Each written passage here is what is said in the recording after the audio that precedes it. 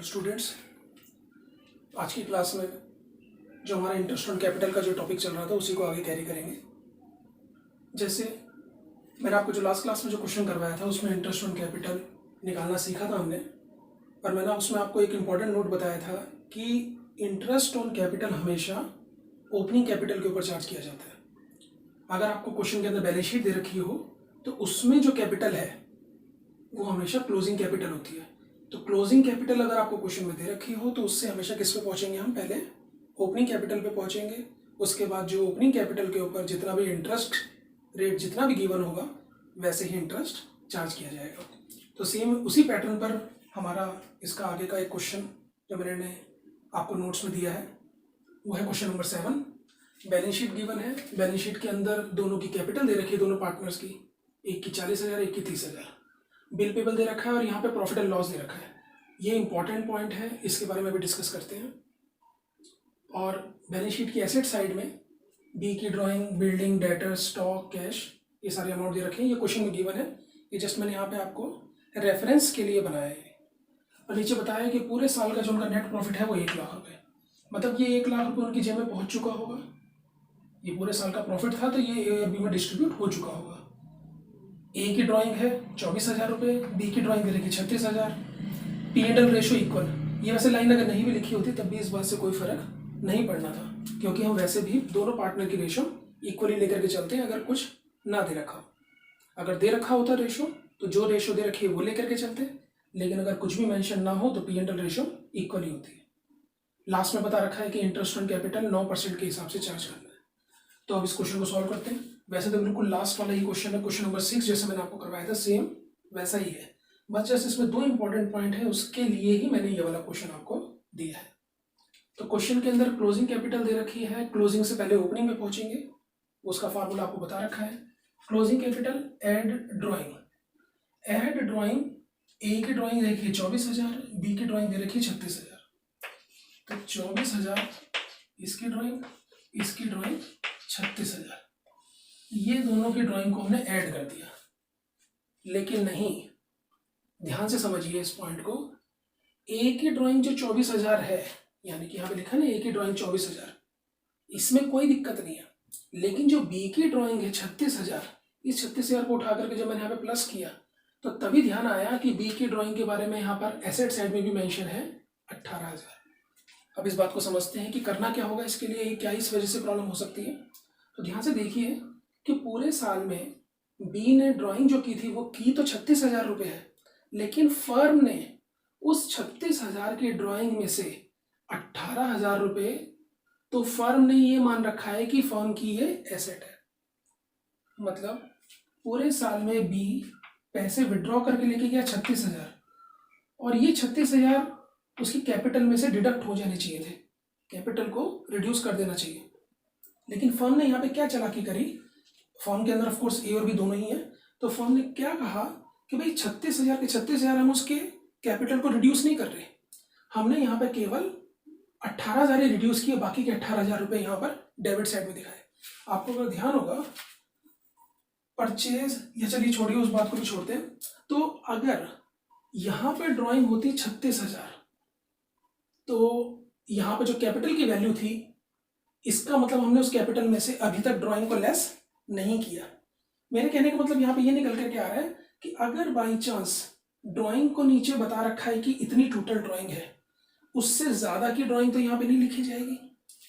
जितनी ड्राइंग यहाँ पर है उसका अगर कोई हिस्सा यहाँ पर एसेट साइड में दे रखा हो तो इसका मतलब वो एक्चुअल ड्राइंग नहीं है। पूरे ड्राइंग बी की थी कितनी, बी इस ड्राइंग थी कितनी 36,000, लेकिन 36,000 में से हमने एसेट साइड में जितना शो कर रखा है 18,000 शो कर रखा है, इसका मतलब बाकी के 18,000 ही उसकी कैपिटल में गए हैं। यानी कि जितने कैपिटल अकाउंट में गए हैं हम केवल उतने ही यहां पर शो करेंगे। कैपिटल अकाउंट बनाते समय ड्राइंग फर्म ने कितनी मानी, केवल उतने ही अमाउंट से कैपिटल रिड्यूस हुई थी और केवल उतना ही अमाउंट यहां पर दोबारा से ऐड बैक किया जाएगा। इस वाले को तो उन्होंने ड्राइंग माना ही नहीं ना, फर्म ने इस वाले अमाउंट को ड्राइंग माना ही नहीं। जब ड्राइंग ही नहीं माना तो यहाँ पर एड बैक नहीं होगा। ये इंपॉर्टेंट पॉइंट है, ध्यान रखिएगा। मतलब इन शॉर्ट जिन बच्चों को समझ में नहीं आया उनके लिए मैं बता देता हूँ, जितनी ड्राइंग नीचे दे रखी है उसमें से अगर एसेट साइड में किसी की ड्राइंग दे रखी है तो उसको रिड्यूस कर दो, बाकी बचा हुआ अमाउंट यहाँ पर प्लस हो जाएगा। ये है। ए के साथ देखिए, ए की ड्राइंग है 24,000, लेकिन उस 24,000 में से यहाँ पर कुछ भी नहीं लिखा, तो 24,000 माइनस 0 तो पूरा का पूरा 24,000 ले गए। बी की ड्राइंग थी 36,000 यहाँ लिखी हुई, 36 में से यहाँ पे लिखा हुआ 18, बाकी बचे बैठे 18 को यहाँ पर लेकर के चले गए। मान लीजिए यहाँ लिखा है 36 और यहाँ लिखा है 8,000, तो केवल और केवल 28,000 रुपये यहाँ पर आता। 36 माइनस 18 मतलब जितना यहाँ लिखा है उसमें से यहाँ जितना लिखा है उसको माइनस कर दीजिए, बाकी बचे हुए अमाउंट को यहाँ पर दिखा दीजिए। ये है पहला पॉइंट जो मुझे आपको समझाना था। तो अब हम इसको ऐड करेंगे, ये हो गया 64,000 और ये हो गया 48,000। उसके बाद एक चीज और आती है माइनस प्रॉफिट। प्रॉफिट पूरे साल का, अभी सेकेंड पॉइंट है इंपॉर्टेंट, पूरे साल का जो प्रॉफिट है वो है 1 लाख रुपये। इस पूरे साल के प्रॉफिट में से इन दोनों ने अपने अपने हिस्से का ले लिया होगा, और पूरे इन दोनों का हिस्सा कितना है, इक्वल, यानी कि ए को भी 50,000 रुपये मिल गया होगा, बी को भी 50,000 रुपये मिल गया होगा। तो दिखा देते हैं यहाँ पर 50,000 इसमें ऐड कर दिया, 50,000 रुपये इसमें ऐड कर दिया, यानी कि इसका हो गया 4, 6, 5, 11, 1,14,000 यहाँ पर हो गया ओपनिंग कैपिटल, ये आ गया हमारे पास ओपनिंग कैपिटल, और इसका हो गया 98। लेकिन नहीं, ये गलत है। जब ये गलत है तो ये अमाउंट भी ओपनिंग कैपिटल में गलत है। होता क्या है, जितना भी नेट प्रॉफिट है उस नेट प्रॉफिट को हम ये मान करके चलते हैं कि सारा का सारा बट गया होगा, जो भी इनकी रेशियो दे रखी है उसमें बट गया होगा।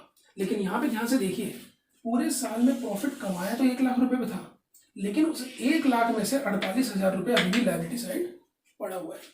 इसका मतलब ये 48,000 रुपये अभी तक बटा ही नहीं। अगर ये 48,000 रुपये बढ़ गया होता, ध्यान रखना, प्रॉफिट भी क्रेडिट साइड में लिखा जाता है, लॉस को डेबिट साइड में दिखाया जाता है और प्रॉफिट को क्रेडिट साइड, और ये लायबिलिटी साइड हमारी क्रेडिट साइड ही है। तो इस 1 लाख में से ये वाले 48,000 अभी तक नहीं बटे, क्योंकि ये वाला जो P&L अकाउंट लिखा है ये क्रेडिट बैलेंस है। ये क्रेडिट बैलेंस अभी भी 48,000 रुपये यहाँ पर पड़ा हुआ है, यानी कि इस 1 लाख के 2 हिस्से हुए, एक 48,000 और दूसरा बाकी बचा हुआ 58,000। ये वाला अभी तक बटा ही नहीं, तभी तो 48,000 रुपये बैलेंस शीट में पड़ा हुआ है। तो इसका मतलब इस 1 लाख में से 48,000 जब नहीं बटा तो बाकी बटा कितना, केवल इन दोनों को मिला कितना, केवल 52,000। यानी कि इस 52,000 में से आधा हिस्सा 26,000 रुपये इसकी जेब में पहुंचा और इसकी जेब में भी 26,000 ही पहुंचा। दोबारा देखते हैं, पूरे साल का प्रॉफिट था 1 लाख, उस 1 लाख में से अभी तक कितना नहीं बटा। अगर यहाँ कुछ नहीं लिखा होता तो इसका मतलब हम ये मान के चलते कि 1 लाख में से हमने अपने लिए बचा करके कुछ भी नहीं रखा, तो सारा का सारा बांट दिया। जबकि यहाँ पर ऐसा क्या हुआ है कि 1 लाख में से बचा करके कितना रख लिया गया, 48,000। तो इसका मतलब टोटल कितना बांट दिया गया, 52,000, और जितना बटा है केवल उसको ही हम दोबारा से यहाँ पे माइनस करेंगे। अगर ये वाला पॉइंट नहीं लिखा होता तो हम 1 लाख का 1 लाख यहाँ पे बंटवारा कर देते, जितना बट चुका है उतना ले लेते। लेकिन जब 1 लाख में से अभी 48,000 बटा ही नहीं, तो उनसे वापसी लेने का भी कोई मतलब नहीं है।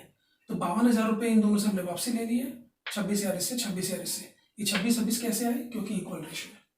तो अब ये जो ऐड जब होगा तो इसका अमाउंट भी डिफरेंट हो जाएगा। ये हो गया 6 और 4 10, इसका आगे 90,000 और इसका आ गया 8 से 14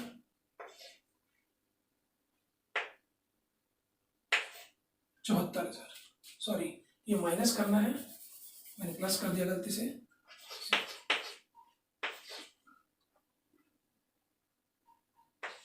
38,000 इसकी ओपनिंग कैपिटल आ गई और इसके आगे 2,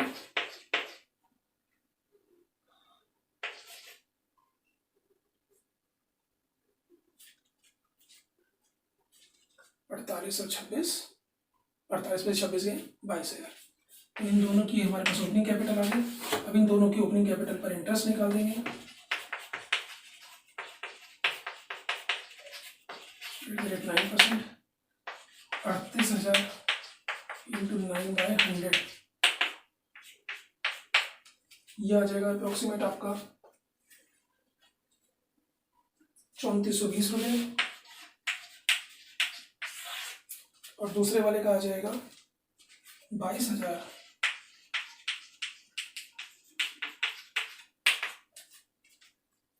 1980 रुपये।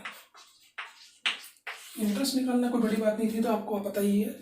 मेन इसमें कैलकुलेशन थी इन दोनों की कि ये 26 क्यों बटा, 50,000 रुपये क्यों नहीं बटा, और यहाँ पर इसका 18,000 क्यों आया। एक ये पॉइंट और एक ये वाला पॉइंट। दोबारा देख लेते हैं क्या बताया मैंने कि नेट प्रॉफिट जो 1 लाख था, 1 लाख को ही बराबर बराबर यहाँ पर मिलना चाहिए था। लेकिन ध्यान रखना, अगर यहाँ पे लायबिलिटी साइड में कुछ अमाउंट दे रखा है P&L के नाम से, तो इसका मतलब उसका बंटवारा अभी तक नहीं हुआ। जब बंटवारा नहीं हुआ है तो उसको यहाँ पर दिखाया भी नहीं जाएगा। तो 1 लाख माइनस जितना यहाँ पर हो चुका है, 1 लाख में से उस अमाउंट को घटा दीजिए जो यहाँ लिखा हुआ है, बाकी बचा हुआ कितना बच गया, 52,000। 1 लाख में से हमने 48,000 घटा दिया, तो बाकी बचा हुआ 52,000। इस 52,000 रुपये को हमने यहाँ पर दोनों साइड में दिखा दिया। दूसरा मैंने आपको बताया था ड्राइंग के मामले में, ए की ड्राइंग चेक कीजिए, 24,000 माइनस ए का नाम अगर लिखा होता तो 24,000 माइनस 0, तो पूरे के पूरे 24,000 दिखा दिए। बी के लिए 36,000 माइनस 18,000, तो 18,000 दिखा दिए। मतलब ये वाली ड्राइंग इसमें से 36,000 जरूर किए उसने, लेकिन इस 18,000 को अभी तक ड्राइंग माने ही नहीं गया। तो जब नहीं माना गया तो उसको यहाँ पर दिखाया भी नहीं जाएगा, तो केवल उतना ही अमाउंट दिखाया जाएगा। तो यहाँ से घटाने के बाद बच रहा है, तो 36,000 माइनस 18,000, ये केवल 18,000 दिखाया। ड्राइंग ऐड की, प्रॉफिट माइनस किया, opening capital I, opening capital पर 9% के हिसाब से इंटरेस्ट दे दिया। तो ये था आपका इंटरेस्ट ऑन कैपिटल।